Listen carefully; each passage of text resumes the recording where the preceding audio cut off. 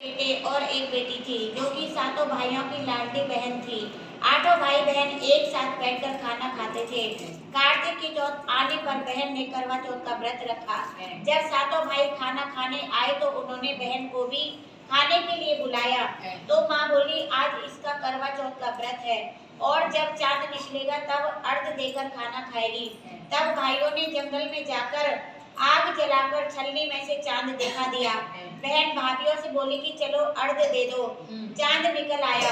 भाभियां बोली कि ये तो तुम्हारा चांद निकला है, हमारा चांद तो रात में निकलेगा। बहन चांद को अर्घ देकर भाइयों के साथ खाना खाने बैठ गई। पहला टुकड़ा तोड़ा तो बाल निकल आया, दूसरा तोड़ा तो चीख मार दी, तीसरा टुकड़ा तोड़ा तो राजा के घर से बुलावा आ गया। राजा का लड़का बीमार है, जल्दी भेज दो। माँ ने लड़की के पहनने के लिए कपड़े निकालने को 3 बार बक्सा खोला। तीनों बार सफेद कपड़े निकले। तब माँ ने वही कपड़े पहनाकर ससुराल में भेज दिया।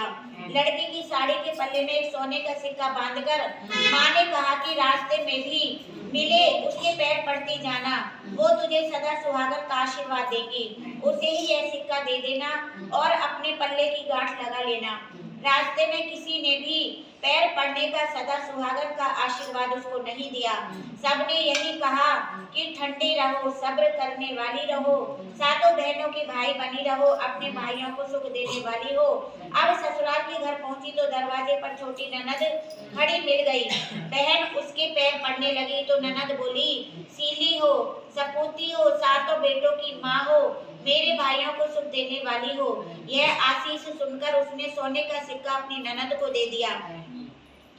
अपने पल्ले में गांठ मार ली। अंदर गई तो सासू जी ने कहा कि ऊपर कोठरी में जाकर बैठ जाओ। जब वह ऊपर गई तो उसने जाकर देखा कि उसका पति मर चुका है।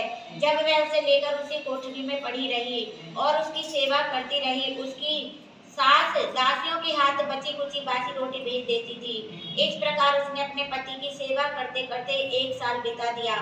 करवा चौथ का व्रत आया। सारे पड़ोसियों ने नहा धोकर करवा चौथ का व्रत रखा। सबने सिर धोकर हाथों में मेहंदी लगाई, चूड़ियां पहनी। वह सब देखती रही। एक पड़ोसन बोली, तू भी करवा चौथ का व्रत रख ले। तब वह बोली, मैं कैसे करूं? पड़ोसन बोली, चौथ माता कृपा कर देगी, सब ठीक हो जाएगा। पड़ोसन के कहने से बहू ने भी व्रत रखा। थोड़ी देर के बाद करवे बेचने वाली आई। करवा ले लो, करवा ले लो, भाइयों की प्यारी करवा ले लो, दिन में चांद उगाने वाले करवा ले लो, ज्यादा भूख लगने वाली करवा ले लो। बहू ने आवाज लगाई, ए करवे वाली, मेरे को भी करवा दे जा। करवे वाली कहने लगी, मेरी दूसरी बहन आएगी, वो तुमको देगी। दूसरी बहन आई, वो कह के गई, तीसरी बहन देगी। तीसरी आई, चौथी आई, पांचवी आई, सारी कहकर चली गई। दूसरी करवे वाली आई तो वो बोली, छठी बहन बोली कि मेरी 7वीं बहन आएगी, वह तुमको करवा देगी।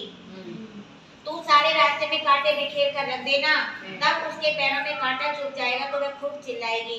तब तू सुई लेकर बैठ जाना, उसका पैर पकड़कर मत छोड़ना, उसके पैर में से कांटा निकाल देना, वह तुम्हें आशीर्वाद देगी, तुम उनसे करवे मांग लेना। तब वह तुझे करवे देकर चली जाएगी तो ध्यान करके जिससे तेरा पति अच्छा हो जाएगा। अब उसने वैसा ही किया। सारे रास्ते में कांटे बिछा दिए।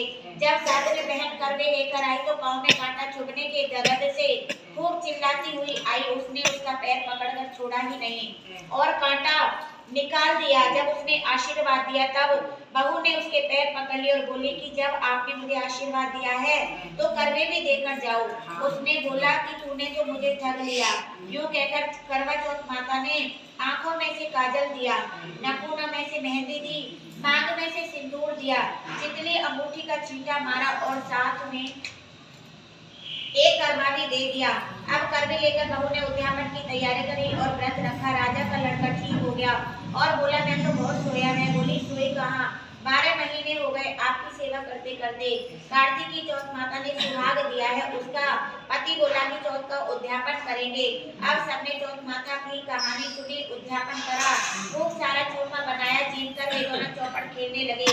इतने में उसकी पानी तेल की बनी पूरी सजी लेकर आई। दोनों को खेलते देखकर सासू ने जाकर बोली, महलों में खूब रौनक हो रही है, तुम्हारे बहू बेटे चौपड़ खेल रहे हैं। इतना सुनकर सास देखने आई। दोनों को देखकर बहू बहुत खुश हो गई। बहू ने सास के पैर दबाए। सासू बोली, बहू सच सच बता, तुमने क्या किया था?